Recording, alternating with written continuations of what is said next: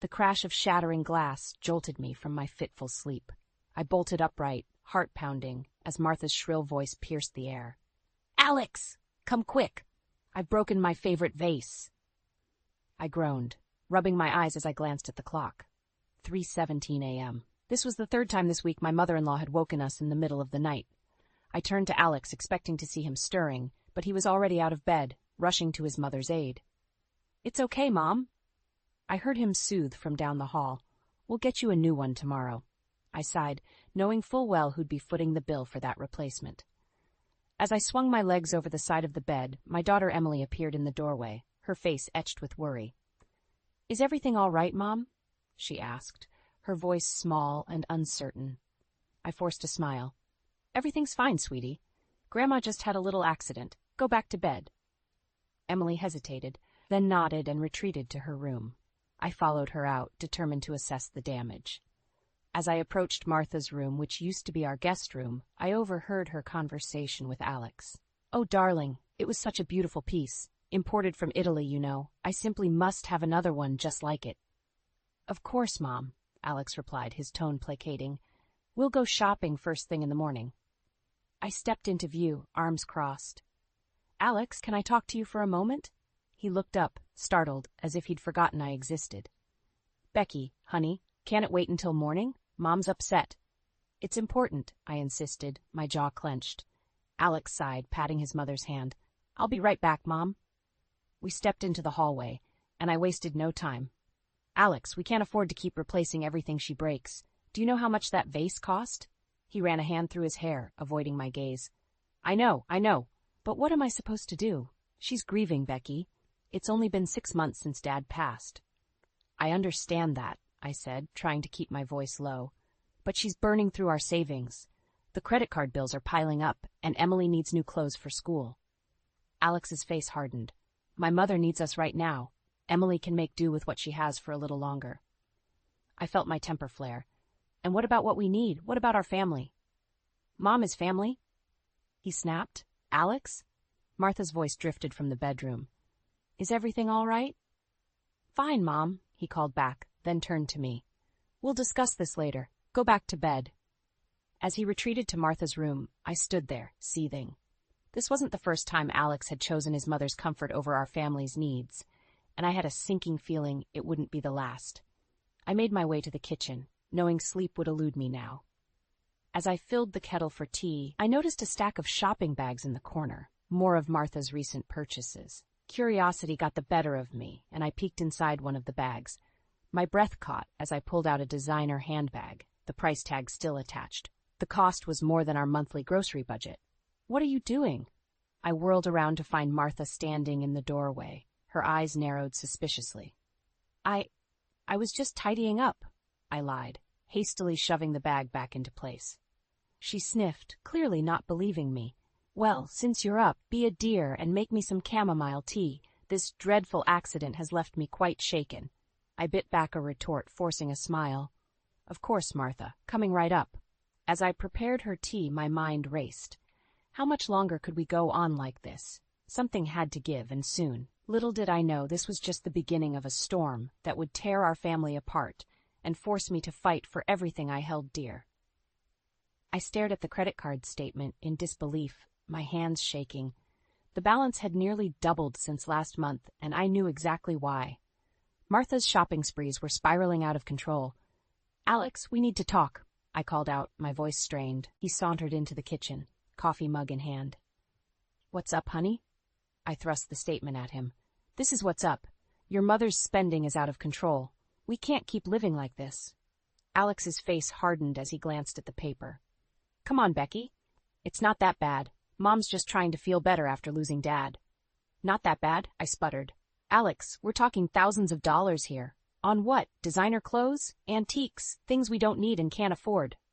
He set his mug down with a clank. "What do you want me to do? Tell her she can't buy things. She's grieving, Becky." "It's been 8 months, Alex. Grief doesn't justify financial ruin."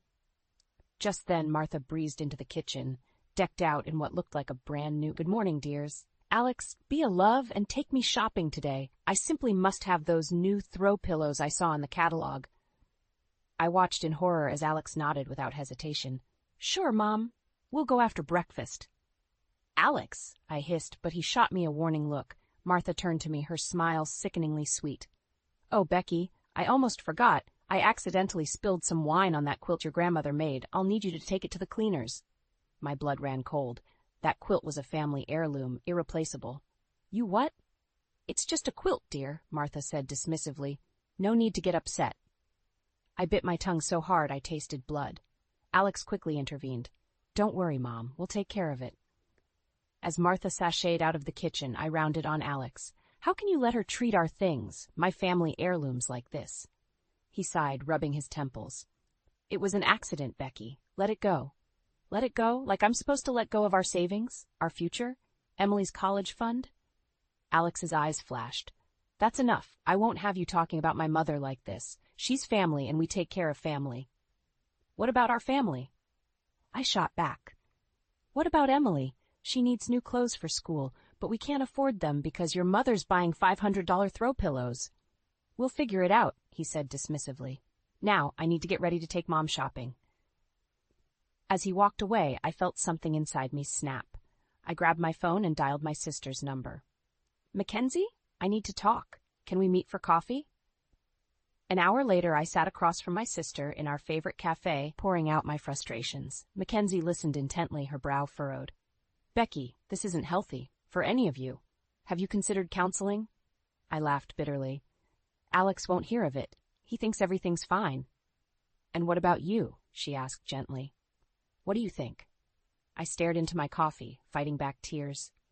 I think I'm losing my husband and my sanity.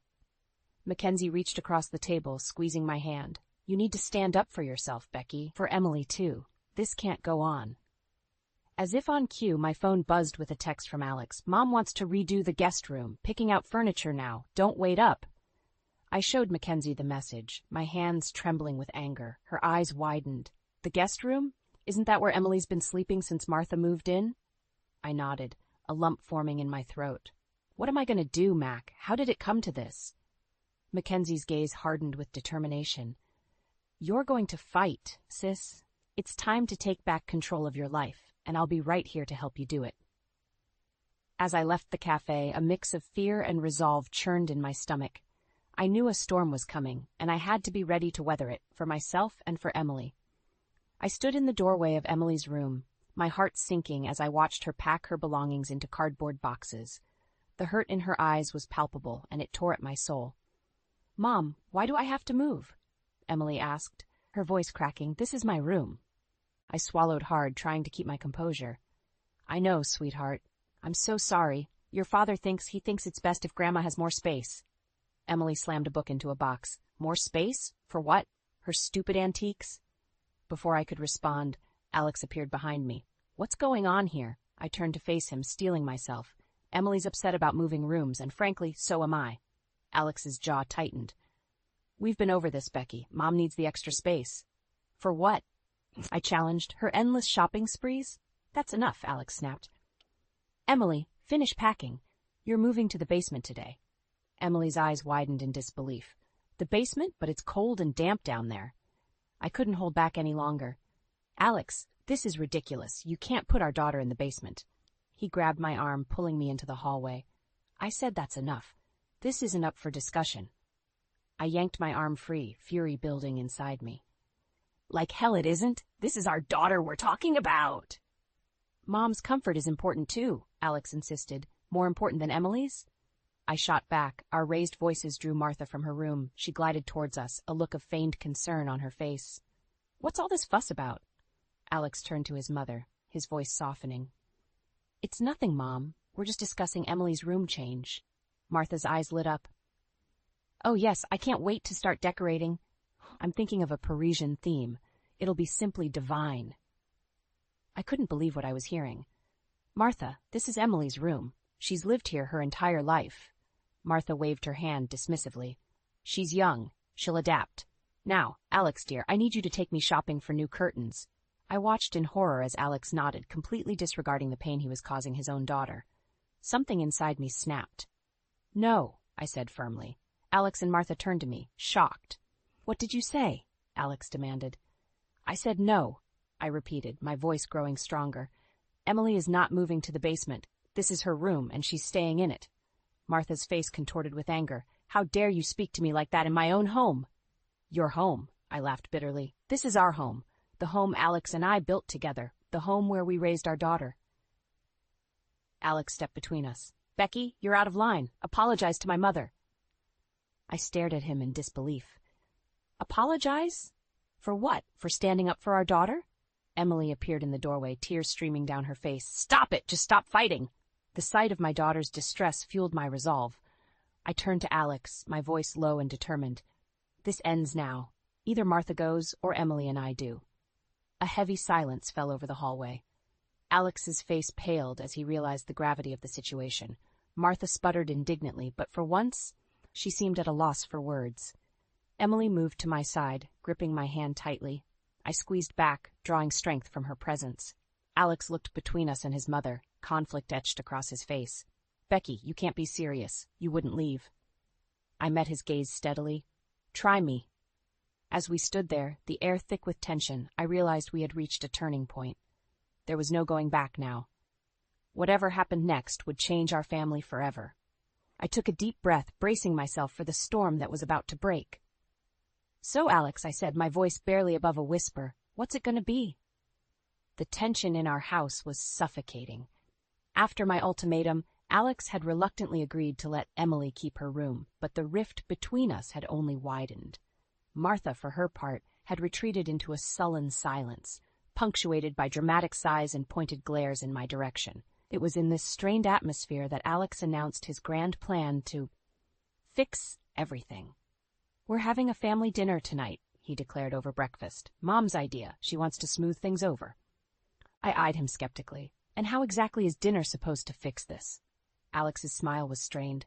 Just give it a chance, Becky, please? Against my better judgment, I agreed. That evening, I found myself helping Martha in the kitchen, chopping vegetables while she stirred a pot on the stove. I hope you like bouillabaisse, Martha chirped, her tone overly sweet. It's Alex's favorite. I froze, knife hovering over a carrot. Bouillabaisse? Martha, you know Emily's allergic to shellfish. She waved a hand dismissively. Oh, I'm sure it's not that serious. Besides, she can pick around it. Before I could protest further, Alex walked in. Smells great, Mom. What are we having? Your favorite, dear, Martha beamed. Bouillabaisse. I waited for Alex to object, to remember his daughter's allergy. Instead, he grinned. Perfect. I haven't had that in ages. My blood began to boil. Alex, a word? I pulled him into the hallway, keeping my voice low. Have you forgotten about Emily's allergy? She can't eat that. Alex rolled his eyes. Come on, Becky. It's not like she'll die from it. She can have a salad or something. I stared at him, dumbfounded. Are you serious right now? This is our daughter's health we're talking about. You're overreacting, he snapped. Just let Mom have this, okay? She's trying to make peace. As Alex stormed back to the kitchen, I felt a familiar hand on my shoulder. Emily had overheard everything. It's okay, Mom, she said softly. I'll just eat the bread. My heart broke at the resignation in her voice. No, sweetie, this isn't okay. Dinner was a tense affair. Martha prattled on about her latest shopping finds while Alex nodded along enthusiastically. I pushed food around my plate, my appetite gone. Emily sat silently, nibbling on a piece of bread. Emily, dear, Martha suddenly addressed her. You've hardly touched your food. Don't you like Grandma's cooking? Emily shifted uncomfortably.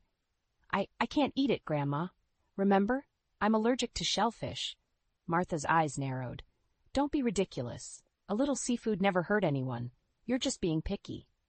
Mom, Alex interjected, maybe you could make Emily a sandwich or something? I couldn't believe what I was hearing. Are you kidding me? Your mother makes a meal our daughter is allergic to, and your solution is to have Emily make her own dinner? Martha huffed. Well, I certainly didn't slave over a hot stove all day to cater to her imaginary allergies. That was the last straw.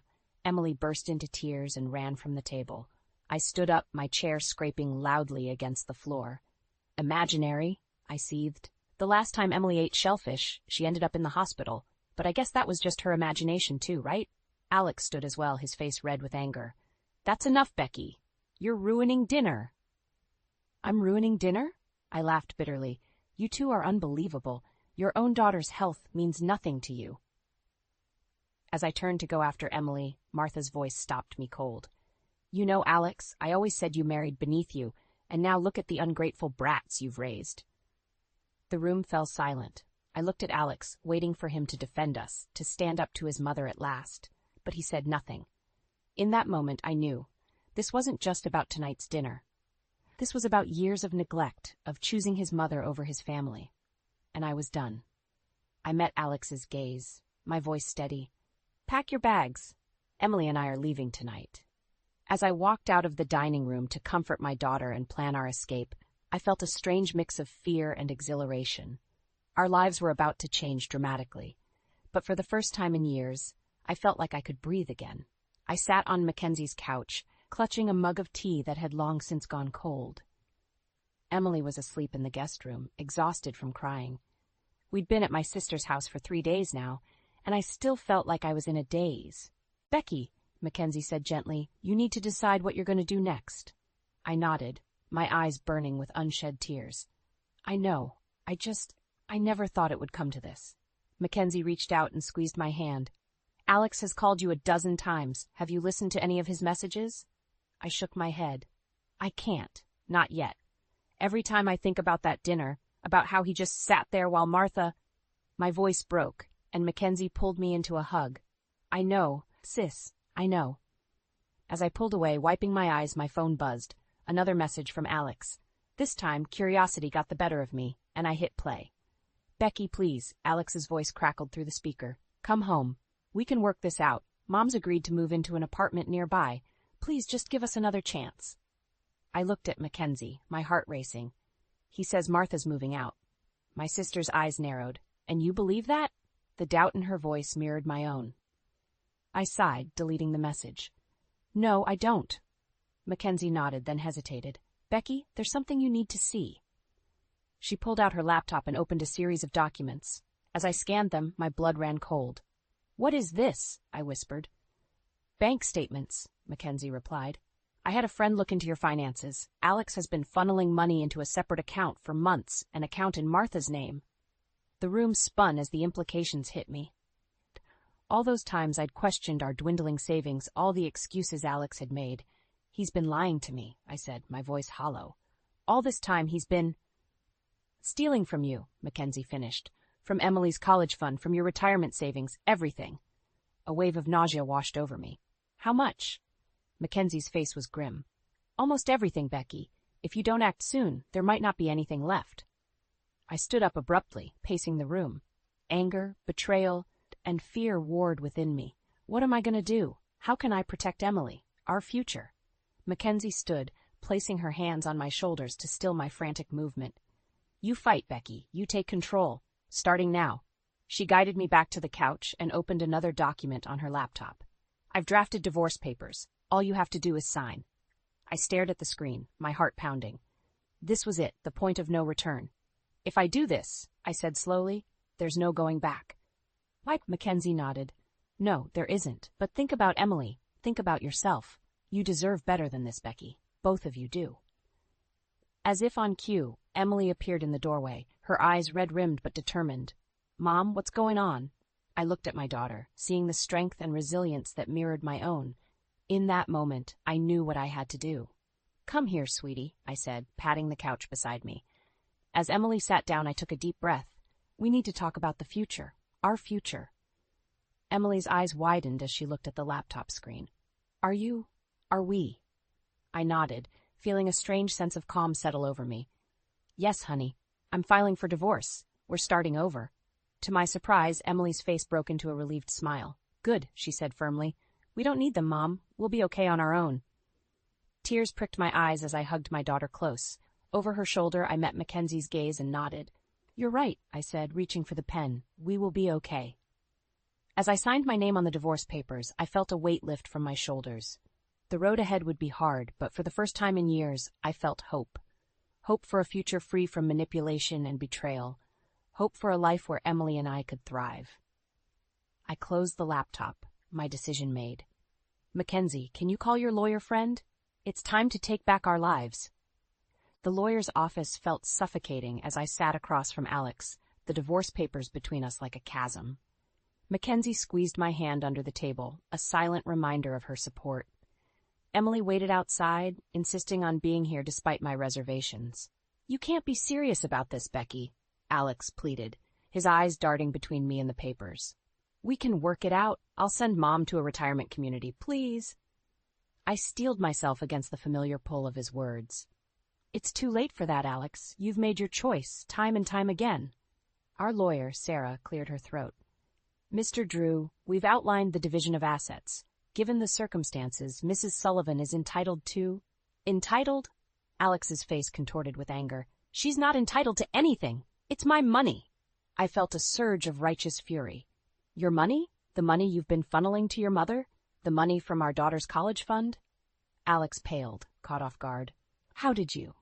"It doesn't matter," I cut him off. "What matters is that you betrayed us, Alex, me and Emily both." Sarah intervened, her voice calm but firm. "Mr. Drew, given the evidence of financial misconduct, you're facing serious legal consequences. This settlement is more than fair." Alex's lawyer whispered urgently in his ear, but he shook his head, eyes blazing.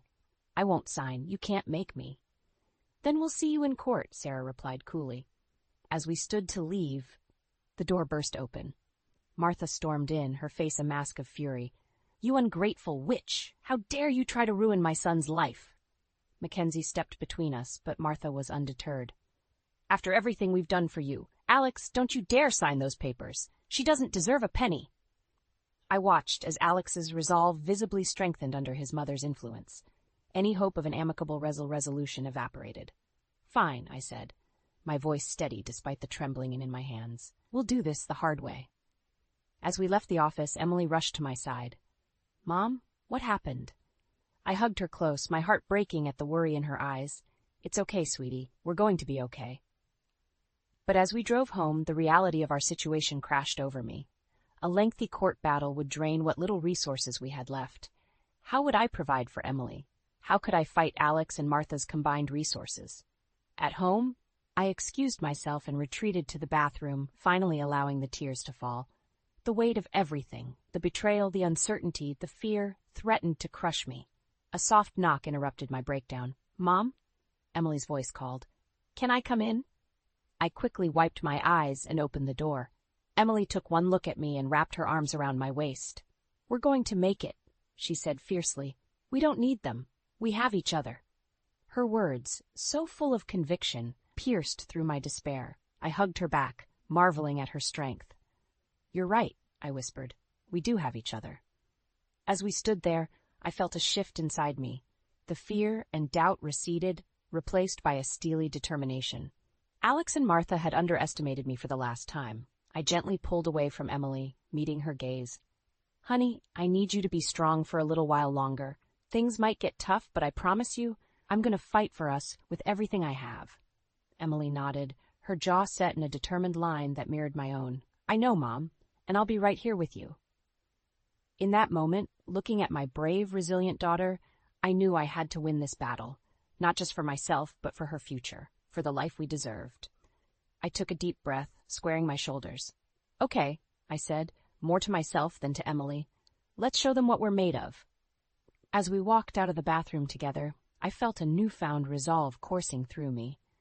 The road ahead would be hard, but I was ready to fight, ready to reclaim our lives, and ready to build a future free from Alex and Martha's toxic influence. The real battle was just beginning, and I was prepared to give it everything I had.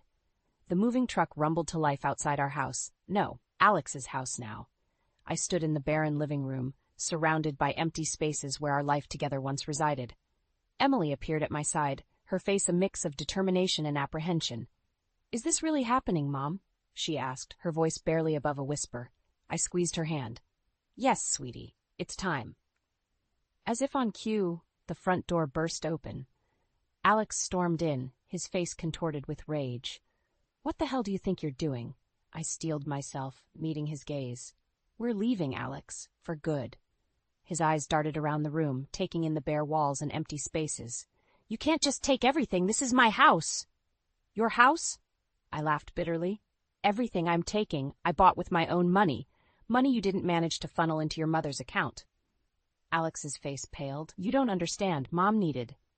Save it. I cut him off. We're done here. As we moved towards the door, Martha appeared, her eyes widening at the sight of the empty house. What have you done, you spiteful witch?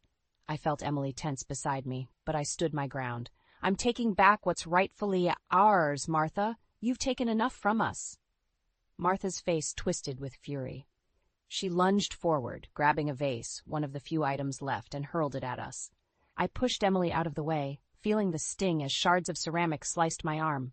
Mom, Emily cried out. That's assault! Mackenzie's voice rang out. She stood in the doorway, phone in hand, recording everything. It's all on video, Martha. Back off. Alex grabbed his mother's arm, finally seeming to realize the gravity of the situation. Mom, stop. This isn't helping. I clutched my bleeding arm, adrenaline coursing through me. We're leaving now. Our lawyer will be in touch. As we walked out, I heard Martha's shrill voice. You'll regret this, Rebecca. We'll destroy you in court. The drive to our new apartment was tense. Emily kept glancing at my arm, worry etched on her face. Are you okay, Mom? I managed to smile. I'm fine, sweetie. It's just a scratch. But inside I was trembling. Martha's threat echoed in my mind. Could they really destroy us in court? I thought of the meager savings we had left, the uncertain future ahead. At the new apartment, reality hit hard.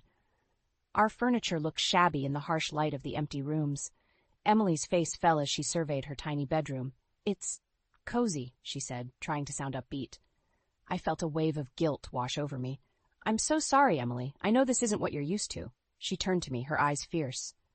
Don't apologize, Mom. We're free now. That's what matters. As we unpacked, my phone buzzed incessantly. Texts from Alex, voicemails from Martha, emails from their lawyer. Each notification felt like a blow, chipping away at my resolve. Late that night, after Emily had gone to bed, I sat on our second-hand couch, overwhelmed by the enormity of what we'd done.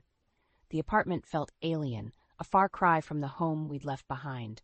Doubt crept in, insidious and persistent. Had I made a terrible mistake? Could I really provide for Emily on my own? What if Martha was right, and they did destroy us in court? I buried my face in my hands, tears flowing freely. The weight of our uncertain future pressed down on me, threatening to crush my spirit. A soft touch on my shoulders startled me. Emily stood there, her eyes shining with unshed tears. Mom, are you okay? I tried to wipe away my tears to be strong for her, but I couldn't stop the sobs that racked my body. Emily sat beside me, wrapping her arms around me. It's okay, Mom, she whispered. We're going to be okay. As I clung to my daughter, I realized the true magnitude of what lay ahead. This wasn't just about surviving a divorce or standing up to Martha. This was about rebuilding our entire lives from the ground up. The road ahead was uncertain, fraught with legal battles and financial struggles. But looking at Emily, seeing her strength and resilience, I knew one thing for certain. We would face it together, no matter what came our way. I stood outside the courthouse, my heart pounding. Today was the final hearing in our divorce case. Emily squeezed my hand, her presence a steady anchor in the storm of emotions swirling within me. You've got this, Mom, she whispered. As we walked in, I caught sight of Alex and Martha. They looked haggard, a far cry from the polished, entitled pair they'd been months ago. Our eyes met, and for a moment I saw a flicker of regret in Alex's gaze. But then Martha whispered something in his ear, and his face hardened once more. The hearing was a blur of legal jargon and tense exchanges. Our lawyer presented evidence of Alex's financial misconduct, of Martha's lavish spending at our expense. I watched as the judge's expression grew increasingly stern. When it was my turn to speak, I stood on shaky legs, but as I began to recount our story, the years of manipulation, the disregard for Emily's well-being, the betrayal of our family's future, I felt a strength I didn't know I possessed surge through me. Your Honor, I concluded, my voice steady, I'm not asking for revenge. I'm asking for justice, for a chance to rebuild the life that was stolen from us. The judge's verdict came swiftly. In light of the evidence, she ruled heavily in our favor. Alex was ordered to repay the money he'd funneled to Martha, and a significant portion of our assets were awarded to me and Emily. As the gavel fell, I heard Martha's indignant shriek, "This is outrageous! We'll appeal!" But Alex's shoulders slumped in defeat. Our eyes met across the courtroom, and in that moment, I saw the man I'd once loved, the man who'd been lost to his mother's influence. He nodded once, a silent acknowledgement of the justice served. Outside the courthouse, Emily hugged me fiercely. "We did it, Mom. We really did it." Mackenzie joined our embrace, tears in her eyes. "I'm so proud of you both," she said. As we celebrated that night in our small apartment, I felt a weight lift from my shoulders. The road ahead would still be challenging, but for the first time in years, I felt hope for our future. Months passed, and slowly we rebuilt our lives. I threw myself into my work, earning a promotion that allowed us to move to a better apartment. Emily thrived in her new school, her confidence growing day by day. One afternoon, as I helped Emily prepare for her high school entrance exam, she paused, her expression serious. "Mom," she said softly, "I want you to know, I'm proud of you, for standing up to Dad and Grandma, for fighting for us. You're the strongest person I know." Tears welled in my eyes as I hugged her close. "Oh, sweetie, you're the one who gave me strength. We did this together." The day Emily's acceptance letter to the prestigious private high school arrived, we danced around the kitchen, laughing and crying in equal measure. As we collapsed on the couch, breathless with joy, I marveled at how far we'd come. "We made it, Em," I said, my voice thick with emotion. "Look at everything we've accomplished." Emily smiled, her eyes shining. "We did, Mom, and it's just the beginning." That night, as I lay in bed, I reflected on our journey. The pain, the fear, the uncertainty, it had all led us here to this moment of triumph.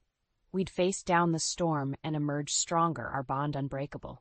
I thought of Alex and Martha, wondering if they'd found peace in the aftermath of our battle. Part of me hoped they had, that they'd learned from their mistakes. But a larger part of me realized it didn't matter anymore. We'd moved on, creating a life filled with love, respect, and mutual support. As I drifted off to sleep, I felt a profound sense of gratitude wash over me. For my daughter's resilience, for my sister's unwavering support, for the strength I'd discovered within myself. We'd weathered the storm, and now, finally, we were home. Our story wasn't one of revenge, but of reclamation. We'd reclaimed our dignity, our future, and most importantly, our right to happiness. And as I closed my eyes, I knew that whatever challenges lay ahead, we would face them together, stronger than ever before.